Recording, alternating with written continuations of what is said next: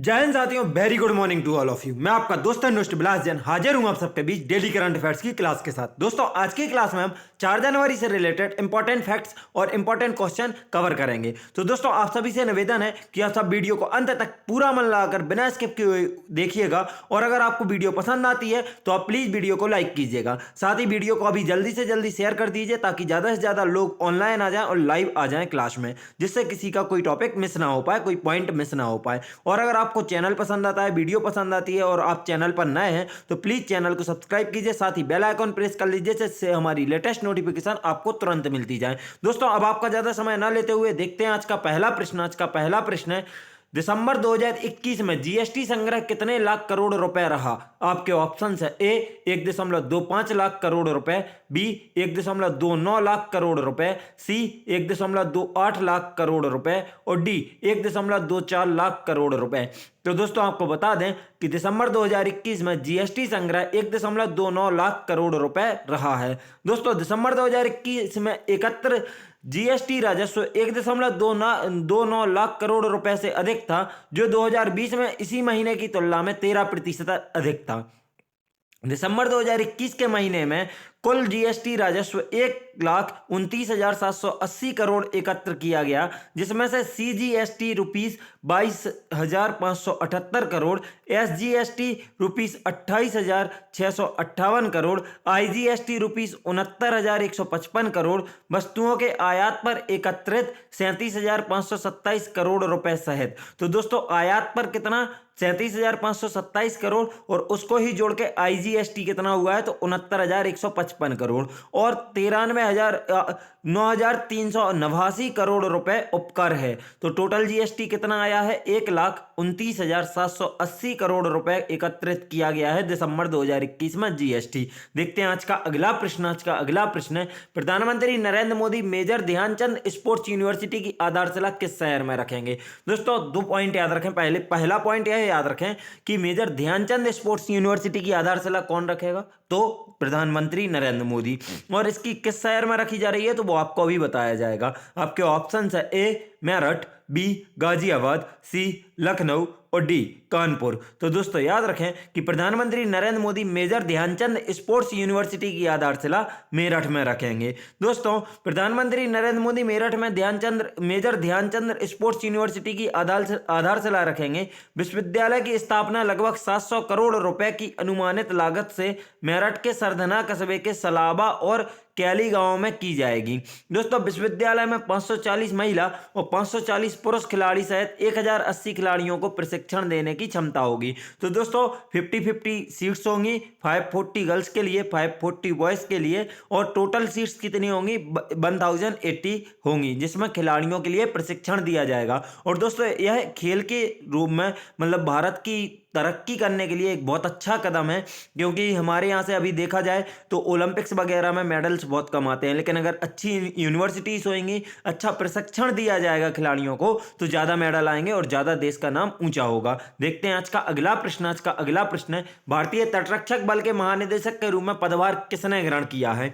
आपके ऑप्शन है ए कृष्णा स्वामी नटराजन, बी राजेश देश पांडे, सी सत्येंद्र त्रिपाठी और डी बीएस पठानिया। तो दोस्तों, याद रखिए कि हाल ही में भारतीय तटरक्षक बल के महानिदेशक के रूप में बीएस पठानिया ने पदभार ग्रहण किया है। दोस्तों, याद रखिए इन्होंने पदभार किससे लिया है तो कृष्णा स्वामी नटराजन, जो अभी तक हाल ही में निर्वर्तमान तटरक्षक के महानिदेशक कौन थे तो कृष्णा स्वामी नटराजन थे निर्वर्तमान महानिदेशक। उनकी जगह अब कौन आएंगे तो बीएस पठानिया। याद रखिए दोस्तों, बीएस पठानिया ने सेवानिवृत्त हुए कृष्णा स्वामी नटराजन से भारतीय तटरक्षक बल के 24वें महानिदेशक के रूप में पदभार ग्रहण किया है। मोस्ट इंपॉर्टेंट पॉइंट है दोस्तों, ऐसे ही पॉइंट पूछे जाते हैं, याद रखिए। अगर आपसे पूछा जाए कि बीएस पठानिया भारतीय तटरक्षक बल के कौन से नंबर के महानिदेशक हैं तो आपको याद रखना है 24वें।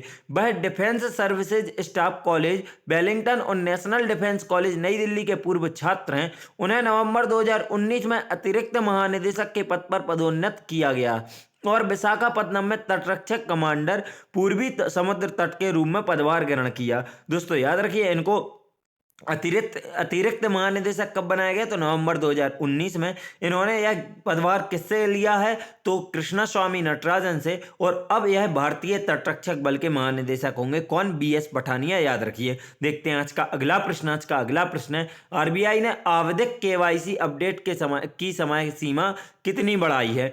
आपके ऑप्शन है: ए 31 मार्च 2022, बी 30 अप्रैल 2022, सी 1 अप्रैल 2022 और डी 1 मार्च 2022। तो दोस्तों याद रखिए, आरबीआई ने आवधिक KYC अपडेट की समय सीमा 31 मार्च 2022 तक बढ़ा दी है। दोस्तों भारतीय रिजर्व बैंक ने घोषणा की है कि उसने आवधिक KYC अपडेट की समय सीमा 3 महीने बढ़ाकर 31 मार्च 2022 कर दी है। रिजर्व बैंक ने कोविड-19 के नए संस्करण ओमिक्रॉन के बढ़ते प्रकोप के बीच अनिश्चितता के कारण यह बड़ा फैसला किया है। दोस्तों पहले समय समय पर KYC अपडेट की समय सीमा 31 दिसंबर थी, तो इसकी लास्ट डेट क्या होती थी? 31 दिसंबर KYC अपडेट की। लेकिन अब इसको बढ़ाकर कितना कर दिया है? 31 मार्च 2022 तक, याद रखिए 3 महीने बढ़ाया है। नजर डालें आरबीआई मतलब रिजर्व बैंक ऑफ इंडिया की तरफ, तो इसकी स्थापना 1 अप्रैल 1935 को कोलकाता में हुई थी। दोस्तों याद रखिए, स्थापना कहाँ हुई? कोलकाता में। वर्तमान में मुख्यालय कहाँ है? तो मुंबई में। दोनों का डिफरेंस है, बहुत बार बताया, फिर भी आप लोग याद रखिए, कंफ्यूज होते हैं यहाँ पर। और वर्तमान में आरबीआई के गवर्नर कौन है? तो शक्तिकांत दास वर्तमान में आरबीआई के गवर्नर हैं, याद रखिए। देखते हैं आज का अगला प्रश्न। आज का अगला प्रश्न, निम्न में से कौन सा राज्य देश का पहला LPG युक्त और धुआं मुक्त राज्य बन गया है?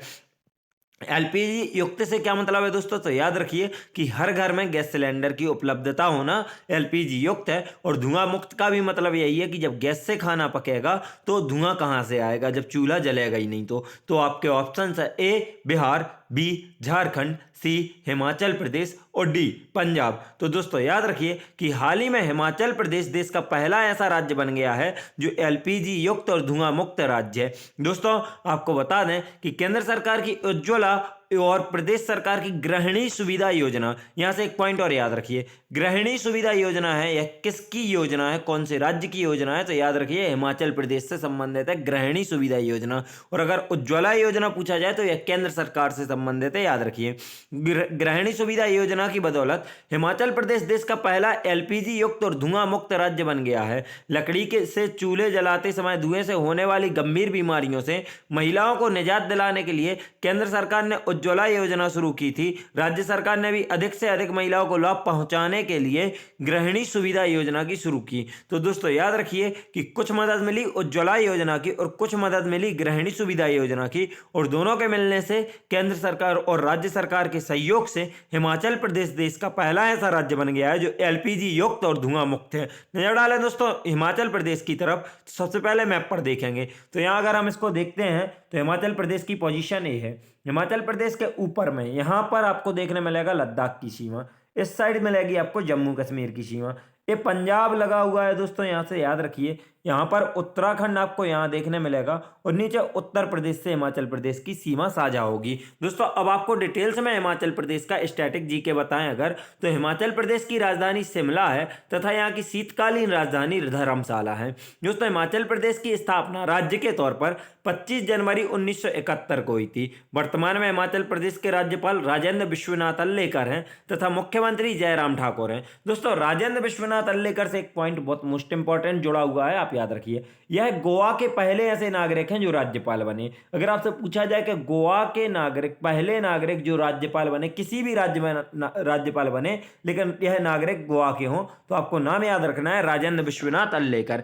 पड़ोसी राज्य आपको बताए जैसे कि जम्मू कश्मीर लद्दाख 2 केंद्र शासित प्रदेश, पंजाब हरियाणा उत्तराखंड उत्तर प्रदेश 4 राज्यों से इसकी सीमा लगती है। हिमाचल प्रदेश की अगर नदियां देखें तो रावी, ब्यास, चिनाब, सतलुज और यमुना यहाँ की हिमाचल प्रदेश की प्रमुख नदियां हैं। वन एवं राष्ट्रीय उद्यान देखें तो पिनघाटी राष्ट्रीय उद्यान, great Himalayan national park, Renuka वन्यजीव अभ्यारण्य, चैल वन्यजीव अभ्यारण्य, कालाटोप खजियार वन्यजीव अभ्यारण्य यहाँ के प्रमुख वन्यजीव अभ्यारण्य और राष्ट्रीय उद्यान है। दोस्तों बांध देखें अगर तो बांध यहाँ पर 2 स्थित हैं। पहला है भाखड़ा बांध जो कि सतलज नदी पर है।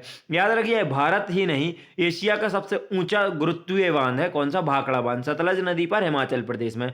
दूसरा है महाराणा प्रताप सागर जिसे पोंग जलाशय या पोंग डैम झील के नाम से भी जाना जाता है। तो इसके 3 नाम है, कौन कौन से? महाराणा प्रताप सागर बांध, पोंग जलाशय या फिर पोंग डैम झील के नाम से जाना जाता है। इसकी शुरुआत कहाँ से होती है? तो 1975 में कांगड़ा जिले के शिवालिक पहाड़ियों के वेटलैंड क्षेत्र में ब्यास नदी पर बनाया गया है। महाराणा प्रताप सागर बांध किस नदी पर? ब्यास नदी पर। कब बनाया गया? 1975 में। और किस राज्य में? तो हिमाचल प्रदेश में स्थित है। प्रमुख दर्रे देखें तो बारालाचा दर्रा, सिपकिला दर्रा, सिप्तिंग दर्रा, रोहतांग दर्रा। दोस्तों इसकी ट्रिक भी है कि रोहित 12 बार सिप से हिमाचल गया, तो सिप से दोनों सिप से सिप्तिंग और सिपकिला आ जाएगा, रोहित से रोहतांग आ जाएगा और 12 बार से बारालाचा आ जाएगा। हिमाचल तो है ही उसमें। और ऐसे ही हर राज्य की अगर आप दर्रे वाली ट्रिक देखना चाहते हैं कि किस राज्य में कौन सा दर्रा स्थित है और उसको किस ट्रिक के साथ याद किया जा सकता है, तो आप लोगों को अभी आई बटन पर एक लिंक दे दी जाएगी। आप उस लिंक पर क्लिक करके आप वह वीडियो देख सकते हैं। हमारे चैनल पर उसकी वीडियो उपलब्ध है। आगे देखें दोस्तों तो हिमाचल प्रदेश के लोक नृत्य देखें तो धमान लोक नृत्य, छपेली लोक नृत्य, महाथू, नटी, डांगी, चंबा, थाली आदि यहाँ के प्रमुख लोक नृत्य हैं। कौन कौन से? धमान, छपेली, महाथू, नटी, डांगी, चंबा, थाली यहाँ के प्रमुख लोक नृत्य हैं। त्योहार देखें अगर हिमाचल प्रदेश के तो श्रीखंड महादेव यात्रा यहाँ की प्रमुख एक त्योहार है जो कि श्रीखंड महादेव यात्रा है। देखते हैं दोस्तों आज का अगला प्रश्न। आज का अगला प्रश्न है देश की पहली कागज रहित अदालत निम्न में से कौन बन गई है? आपके ऑप्शन है A Delhi high court, B Kerala high court, C Allahabad high court और डी झारखंड हाईकोर्ट। तो दोस्तों याद रखिए कि देश की पहली कागज रहित अदालत केरल हाईकोर्ट बन गई है। दोस्तों सुप्रीम कोर्ट के जस्टिस कौन है अभी वर्तमान में? DY चंद्रचूड़ ने 1 जनवरी 2022 को इसका उद्घाटन किया।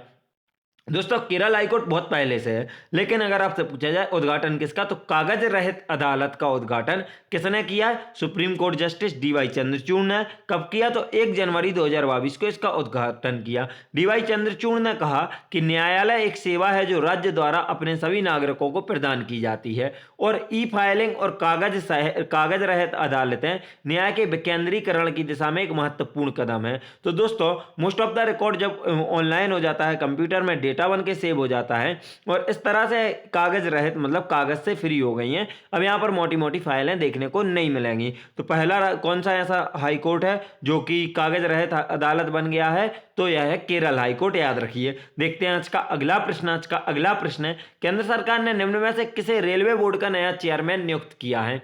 आपके ऑप्शन है ए रजनीश मिश्रा, बी प्रकाश मल्होत्रा, सी प्रमोद अग्निहोत्री और डी विनय कुमार त्रिपाठी। तो दोस्तों आपको बता दें कि हाल ही में केंद्र सरकार ने विनय कुमार त्रिपाठी को रेलवे बोर्ड का नया चेयरमैन नियुक्त किया है। विनय कुमार त्रिपाठी को रेलवे बोर्ड का अध्यक्ष और मुख्य कार्यकारी अधिकारी नियुक्त किया गया है। रेल मंत्रालय की तरफ से जारी बयान में कहा गया है कि विनय कुमार त्रिपाठी की नियुक्ति को कैबिनेट की नियुक्ति समिति ACC ने मंजूरी दे दी है। दोस्तों किसने दी है? कैबिनेट की नियुक्ति समिति ने इनकी नियुक्ति को मंजूरी दी है और वह वर्तमान में उत्तर पूर्व रेलवे के महाप्रबंधक है।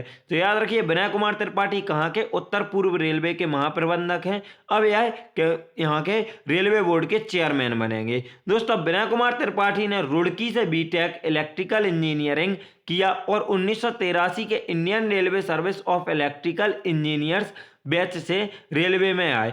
उनकी पहली तैनाती उत्तर रेलवे में सहायक विद्युत अभियंता के रूप में हुई थी। तो दोस्तों याद रखना है कि पहली नियुक्ति कब? तो कहाँ? तो उत्तर रेलवे में सहायक विद्युत अभियंता के रूप पर। और यह आखिरी में कहाँ वर्क कर रहे थे? तो आपको यह भी याद रखना है कि यह अभी वर्तमान में उत्तर पूर्व रेलवे के महाप्रबंधक थे जो अब पूरे रेलवे बोर्ड के नए चेयरमैन बन जाएंगे। देखते हैं आज का अगला प्रश्न। आज का अगला प्रश्न है हाल ही में किस भारतीय महिला क्रिकेट खिलाड़ी को साल की सर्वश्रेष्ठ क्रिकेटर के रूप में नामित किया गया है?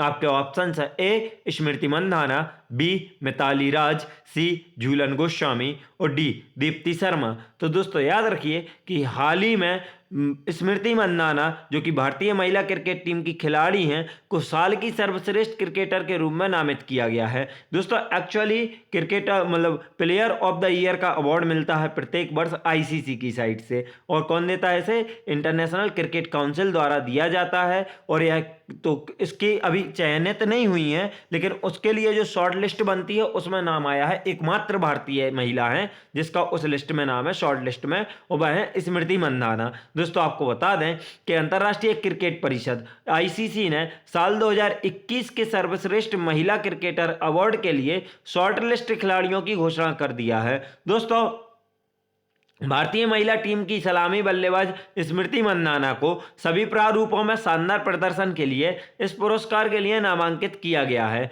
बाएं हाथ की बल्लेबाज मंदाना ने साल 2021 के दौरान 22 अंतर्राष्ट्रीय मैचों में 38.86 की औसत से 855 रन बनाए, जिसमें एक शतक और 5 अर्धशतक शामिल रहे। तो दोस्तों याद रखिए कि भारत की साइड से एकमात्र भारतीय खिलाड़ी जिसे ICC player of the year के लिए शॉर्टलिस्ट किया गया है तो वह है स्मृति मंदाना। दोस्तों अब आपको बता दें कि आईसीसी की तरफ नजर डालेंगे तो आईसीसी की स्थापना 15 जून 1909 को हुई थी। इसका मुख्यालय दुबई में स्थित है। दोस्तों इसके वर्तमान में अध्यक्ष ग्रेग बार्कले हैं जो कि न्यूजीलैंड से हैं। याद रखिए कौन है? ग्रेग बार्कले जो कि न्यूजीलैंड से हैं। और उपाध्यक्ष इमरान ख्वाजा हैं। याद रखिए। देखते हैं आज का अगला प्रश्न। आज का अगला प्रश्न है, प्रधानमंत्री नरेंद्र मोदी ने हिमाचल प्रदेश में 11,000 करोड़ रुपए की किस जल विद्युत परियोजना को लॉन्च किया है?